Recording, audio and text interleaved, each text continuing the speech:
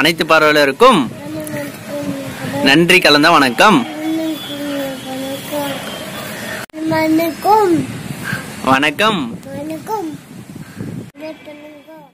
இந்த வீடியோல நான் ஒரு மைன்யூட்டான ஒரு மிஸ்டேக் வந்து பண்ணிருக்கேன். சோ அந்த மிஸ்டேக்கை நீங்க யார் வந்து ஃபைண்ட் அவுட் பண்ணி கமெண்ட் பாக்ஸ்ல வந்து தெரிவிக்கிறீங்களோ சோ உங்களுடைய கேள்விக்கான பதில நான் அடுத்த வீடியோல வந்து நான் பதிவிடுறேன்.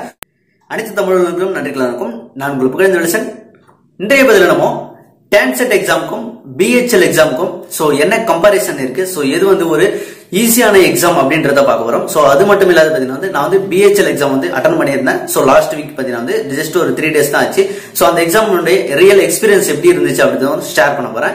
சோ வாங்க இன்றைய பதிவுக்கு போகலாம். டான்செட் எக்ஸாமுக்கு ப்ரிப்பேர் பண்றீங்க, சோ தாராளமா ப்ரிப்பேர் பண்ணிட்டே இருங்க. சோ எந்த ஒரு இதுலும் பாத்தீங்கன்னா வந்து டிராப் பண்ணிடாதீங்க. சரி, ஓகே. இப்போ வந்து பிஹெச்எல் எக்ஸாம் பத்தி சொல்ல போறேன். சோ நான் வந்து 26th அன்னைக்கு பாத்தீங்கன்னா வந்து சென்னையில வந்து சென்டர் பண்ணியிருந்தாங்க.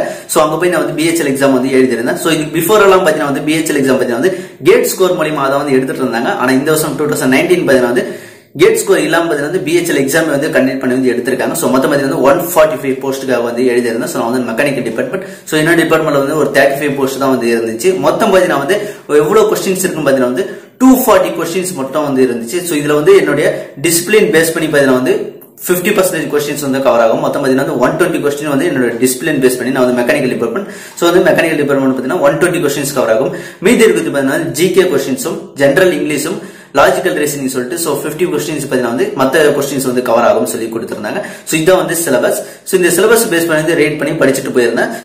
டைம் எக்ஸாமினேஷன் பாத்தீங்கன்னா வந்து 150 minutes, அதாவது 2.5 hours வந்து எக்ஸாம் டைமிங். சோ இதுல வந்து பாத்தீங்கன்னா வந்து 240 கொஸ்டின்ஸ்க்கு வந்து அட்டன் பண்ணணும். வெறும் 150 minutesல 240 கொஸ்டின்ஸ்க்கு வந்து அட்டன் பண்ணணும். அப்போ பாத்தீங்கன்னா வந்து ஆவரேஜா 1 கொஸ்டினுக்கு பாத்தீங்கன்னா வந்து 0.6 minutesல நான் வந்து அட்டன் பண்ணாதான் என்னால வந்து 240 கொஸ்டின்ஸ் வந்து ஃபுல்லா வந்து அட்டன் பண்ண முடியும். சோ இது வந்து எந்த ஒரு காலகட்டத்திலயும் பாத்தீங்கன்னா இது வந்து கண்டிப்பா வந்து எல்லா கொஸ்டினும் வந்து யாராலும் வந்து அட்டன் பண்ண முடியாது அப்படின்னு சொல்லலாம். ஏன்னா வந்து 0.6 minutesல வந்து ஃபுல்லா கவர் பண்ணாதான் எல்லா கொஸ்டின்ஸும் வந்து அட்டன் பண்ண முடியும். சோ அந்த அளவுக்கு வந்து அவ்வளவு ஸ்பீடா வந்து யாராலும் பண்ண முடியாது அப்படின்னு சொல்லலாம்.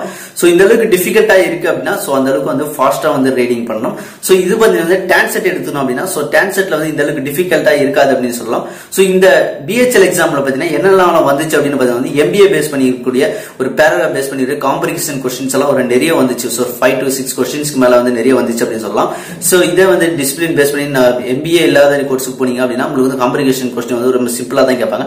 சோ இந்த பிஹெச்எல் எக்ஸாம் எடுத்துட்டீங்க அப்படின்னா அது வந்து நிறைய வந்து டிஃபிகல்ட்டா நிறைய கொஸ்டின்ஸ் வந்து நிறைய பேராகிராஃப் வைஸா பாத்தீங்கன்னா நிறைய கொஸ்டின் கேட்டிருந்தாங்க. சோ இதுல டிசிப்ளின் பேஸ் பண்ணி பாத்தீங்கன்னா உங்களோட ஃபீல்ட் பேஸ் பண்ணி பாத்தீங்கன்னா 120 கொஸ்டின்ஸ் வந்து இருந்துச்சு. சோ எல்லா கொஸ்டின்ஸுமே பாத்தீங்கன்னா வந்து ப்ராப்ளமேட்டிக் வந்து இருந்துச்சு. சோ ப்ராப்ளத்தை வந்து சால்வ் பண்ற மாதிரி தான் இருந்துச்சு. சோ அது ரொம்பவே டிஃபிகல்ட்டா இருந்துச்சு அப்படின்னு சொல்லலாம். சோ அது இல்லாத பாத்தீங்கன்னா உங்களோட ஜெனரல் நாலேஜ் கொஸ்டின்ஸ் வந்து லேட்டஸ்ட் ஆஃப் கரண்ட் அஃபேர் பத்தி எல்லாம் வந்துருச்சு. சோ அதுல வந்து மினிமம் கொஸ்டின்ஸா வந்துருச்சு. ஜெனரல் இங்கிலீஷ்ல இருந்து கொஸ்டின் வந்துருச்சு. லாஜிக்கல் ரீசனிங்ல இருந்து வந்துருச்சு. சோ லாஜிக்கல் ரீசனிங் ஈஸியா தான் இருக்கும். சோ அது ஈஸியா இருக்கிற கொஸ்டின்ஸ் நிறைய வந்து வந்துருச்சு. சரி, ஓகே. இவ்வளவு கொஸ்டின்ஸ் வந்துருச்சு. நான் எவ்வளவு கொஸ்டின் வந்து ஆன்சர் பண்ண அப்படின்னு பாத்தீங்கன்னா வந்து இந்த 240 கொஸ்டின்ஸ்ல பாத்தீங்கன்னா வந்து வெறும் 150 கொஸ்டின்ஸ்க்கு மட்டும் தான் நான் வந்து ஆன்சர் பண்ணேன். சோ இந்த 150 கொஸ்டின்ஸ் வந்து மார்க் ஆன்சர் பண்ணிருக்கேன். சோ இதுல வந்து என்னால வந்து ஒரு டாப் ரேங்கிங்ல எடுத்தாதான் எனக்கு வந்து இது வந்து ஷீட் கிடைக்கும். சோ அப்படின்ற கான்செப்ட்ல குறைவான வந்து ஒரு கொஸ்டின்ஸ் அட்டன் பண்ணாலே வந்து ஒரு அதிக ஸ்கோர் இல்லாம எடுக்க முடியுமா அப்படின்னு கேட்டீங்கன்னா வந்து சோ எடுக்கிறதுக்கான வாய்ப்புகள் வந்து இருக்கு. சோ 240 கொஸ்டின்ஸ்ல கிட்டத்தட்ட பாத்தீங்கன்னா 150 கொஸ்டின்ஸ் 151 வந்து அட்டன் பண்ணியிருந்தேன். சோ இந்த 150 கொஸ்டின்ஸ்ல வந்து அப்போ எவ்வளவு டிராப் பண்ணிருக்கேன் பார்த்தீங்கன்னா 90 கொஸ்டின்ஸ் வந்து நான் வந்து அட்டன் பண்ணவே இல்லை. வெறும் 150 கொஸ்டின்ஸ் அட்டன் பண்ணிருக்கேன்.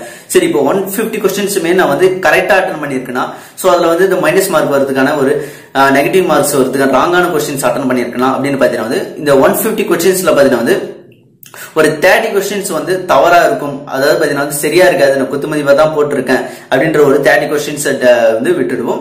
சோ மீதி இருக்கு பாத்தீங்கன்னா 120 கொஸ்டின்ஸ். சோ இந்த 120 கொஸ்டின்ஸும் வந்து சரியா அப்ளை பண்ணிருக்கேன். சோ சரியா வரும் அப்படின்னு எடுத்துக்கிட்டோம். சோ இந்த இதுலயும் பாத்தீங்கன்னா வந்து ஒரு 20 கொஸ்டின்ஸ் பாத்தீங்கன்னா வந்து மேபி வந்து சரியாவும் இருக்கலாம், சரியாவும் இருக்கலாம், தவறாவும் இருக்கலாம் அப்படின்னு சொல்லிட்டு நம்ம வச்சுக்கிட்டோம் அப்படின்னா சோ ஒரு 20 கொஸ்டின்ஸ் வந்து நம்ம வந்து டிராப் பண்ணிடலாம். சோ டிராப் பண்ணிட்டு பாத்தீங்கன்னா வந்து இந்த 150 கொஸ்டின்ஸ்ல அட்டன் பண்ணதுல 50 கொஸ்டின்ஸ் வந்து டிராப் பண்ணியாச்சு. இப்போ வந்து பாத்தீங்கன்னா வந்து மொத்தமே பாத்தீங்கன்னா வந்து ஒரு 100 கொஸ்டின்ஸ் தான் வந்து ரைட்டா எழுதிருக்கேன் அப்படின்னு வச்சுக்கோம்.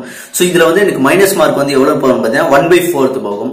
சோ 1/4 வந்து 50 கொஸ்டின்ஸ் வந்து ராங் ஆன்சர் பண்ணிருக்கேன் அப்படின்னா சோ ராங் போடும்போது பாத்தீங்கன்னா 20 கொஸ்டின்ஸ் வந்து எனக்கு வந்து அவுட் ஆயிடும். அப்ப 100 மார்க்ல வந்து 20 மார்க் போயிடுச்சுன்னு பாத்தீங்கன்னா மொத்தம் பாத்தீங்கன்னா வந்து 80 மார்க்ஸ் வந்து வரும். So last year BHEL exam so இந்த மாதிரி எக்ஸாம் கண்டக்ட் பண்ணும்போது பாத்தீங்கன்னா வந்து எவ்வளவு மார்க்ஸ் மேக்ஸிமம் மார்க் இருந்துச்சு அப்படின்னு பாத்தீங்கன்னா வந்து அதிகபட்சமா பாத்தீங்கன்னா வந்து 75ல இருந்து ஒரு 90 மார்க்ஸ் இந்த ஆவரேஜ்ல தான் வந்து இருந்துச்சு. சோ அப்ப பாத்தீங்கன்னா வந்து ஒரு மினிமம் கொஸ்டின்ஸ் அட்டன் பண்ணாலே வந்து பாத்தீங்கன்னா நல்ல ஒரு டாப் ரேங்கிங்ல வந்து வர முடியும். அப்படின்ற போது பாத்தீங்கன்னா டான்செட் எக்ஸாம்ல இதே மாதிரி தான். சோ மினிமம் கொஸ்டின்ஸை வந்து பர்ஃபெக்டா அட்டன் பண்ணீங்க அப்படின்னா சோ தாராளமா வந்து டாப் ரேங்கிங்ல வந்து வரலாம்.